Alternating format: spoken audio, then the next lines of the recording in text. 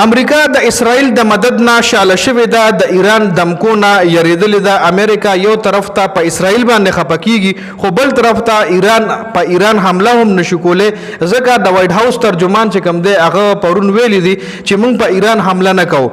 امریکای ویلي دي چې موږ به 2 هفتې پس فیصله کوو چې آیا موږ په ایران حمله کوو او که نه.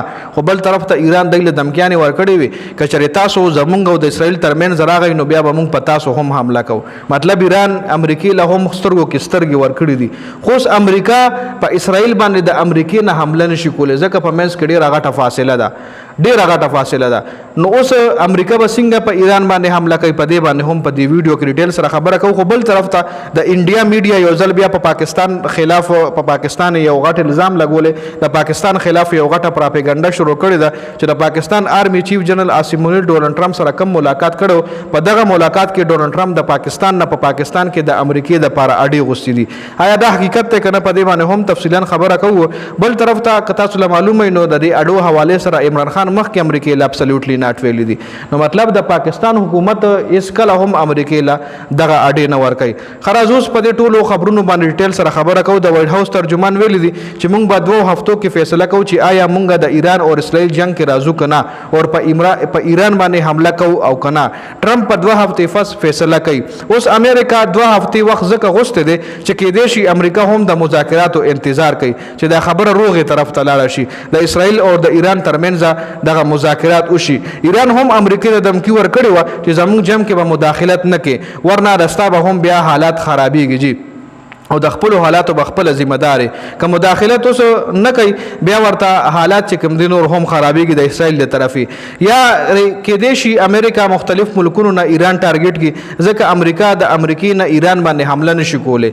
اب اوس د خپل اډې چې کوم دي هغه کې مطلب سیټینګ برابرۍ، نو کېدای شي دی وجه باندې 2 هفتې ټایم وستلی چې 2 هفتې پس به موږ فیصله کوو. 2 هفتو کې د خپل د اډو سیټینګ کوي، ځکه د امریکای په عرب مختلف ملکونو کې تقریبا 16 پورې دي.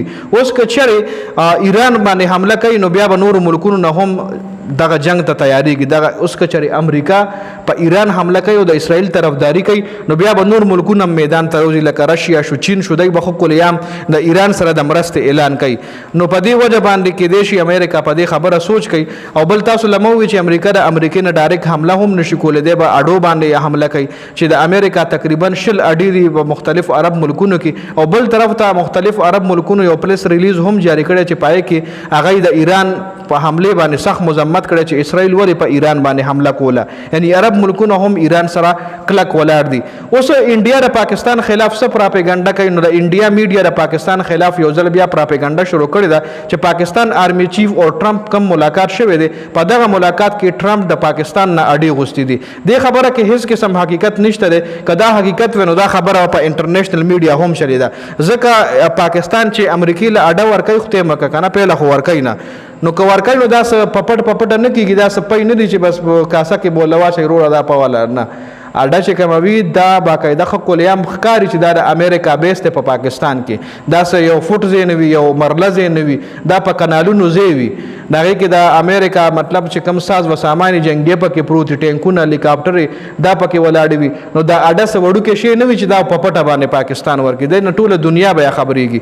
نو پاکستان خو ځکه اډه نه ورکوي چې دی له مخکې هم عمران خان ابسولوټلی ناټ امریکا له ویلي و. خو اوس چېرې د مسلم لیګ نون حکومت کې اډه امریکای له میلاو شوه نو مسلم لیګ نون حکومت په د عوامو د نفرت ښکار کیږي او دی به هیڅ کله هم بیا پاکستان کې سروایو ونه کړي، ځکه پاکستان عوام نه غواړي چې امریکای له په پاکستان کې اډه میلاو شي او بیا دی اډې نه بیا په ایران ټارګټ کوي. نو هیڅ کله هم د پاکستان عوام دا نه غواړي جی. او بل پاکستان مخکې هم الریډي امریکا لا ابسولوټلی ناټ ویلو، عمران خان ولا صفال فازو کې ویلو چې ابسولوټلی ناټ. د پاکستان که چېرې حکومت ورکوي نو عوام به پاکستان حکومت که چېرې دغه اډه ورکوي نو بیا به عوام د حکومت خلاف کېږي. دې حوالې سره تاسو رایې لرئ، کمنټ لازمي وکړئ.